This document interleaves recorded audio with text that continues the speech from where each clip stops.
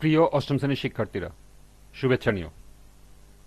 আজকে আমি তোমাদের বিজ্ঞান বিষয়ের নতুন বই থেকে দশম অধ্যায় অম্ল, ক্ষারক ও লবণ এর 107 পৃষ্ঠা থেকে সংক্ষিপ্ত উত্তর প্রশ্নের সমাধান করে দেব।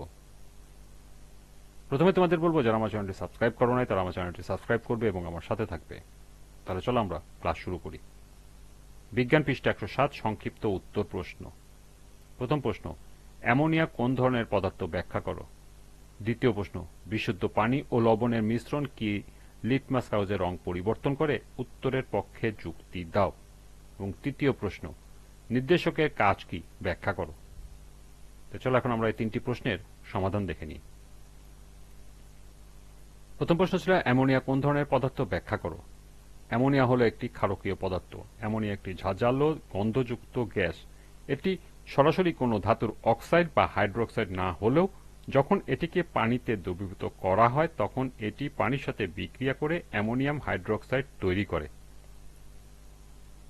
বিক্রিয়াটি দেখানো হলো। এই অ্যামোনিয়াম হাইড্রোক্লোরিক অক্সাইড জলীয় দ্রবণে বিয়োজিত হয়ে হাইড্রক্সিল আয়ন দান করে। হাইড্রক্সিল আয়ন দান করার বিক্রিয়া। যেহেতু এটি জলীয় দ্রবণে হাইড্রক্সিল আয়ন উৎপন্ন করে এবং এটি পানিতে দ্রবণীয়, তাই অ্যামোনিয়াকে একটি ক্ষার এবং ক্ষারক উভয়ই বলা যায়। দ্বিতীয় প্রশ্ন ছিল, বিশুদ্ধ পানি ও লবণের মিশ্রণ কি লিটমাস কাগজের রং পরিবর্তন করে। উত্তরের পক্ষে যুক্তি দাও। না, বিশুদ্ধ পানি এবং লবণের মিশ্রণ লিটমাস কাগজের রং পরিবর্তন করে না। আমার উত্তরের সপক্ষে যুক্তি হল, লিটমাস কাগজের শুধু রং তখনই পরিবর্তন করে যখন অম্লীয় বা ক্ষারকীয় হয়। বিশুদ্ধ পানি নিরপেক্ষ, যার মানে এটি অ্যাসিডিক বা ক্ষারীয় নয়। তাই বিশুদ্ধ পানি লিটমাস কাগজের কোনো রং পরিবর্তন করে না। আবার লবণ, যেমন সোডিয়াম ক্লোরাইড, একটি নিরপেক্ষ পদার্থ, তাই লবণও লিটমাস কাগজের রং পরিবর্তন করে না। সুতরাং বিশুদ্ধ পানি এবং লবণের মিশ্রণ নিরপেক্ষ, তাই লিটমাস পেপারের উপর এদের কোনো প্রভাব নেই।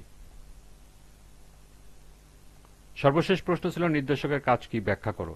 নির্দেশক হলো সেই বস্তু বা পদার্থ যা কোনো দ্রবণের অম্ল, ক্ষার বা নিরপেক্ষ অবস্থা নির্দেশ করতে ব্যবহৃত হয়।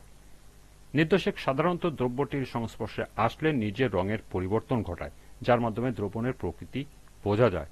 নির্দেশকের কাজ হলো, একটি অজানা দ্রবণে নীল লিটমাস কাগজ ডুবালে যদি তা লাল হয়ে যায় তবে নির্দেশকটি আমাদের জানিয়ে দিচ্ছে দ্রবণটি অ্যাসিড। আবার লাল লিটমাস নীল হলে দ্রবণটি ক্ষারক। ল্যাবরেটরিতে অ্যাসিড ও ক্ষারের বিক্রিয়া করানোর সময় ট্রাইনেশন, ঠিক কোন মুহূর্তে অ্যাসিড ও ক্ষার একে অপরকে সম্পূর্ণ প্রশমিত করছে তা নির্দেশকের হুট করে রং পরিবর্তনের মাধ্যমে বোঝা যায়।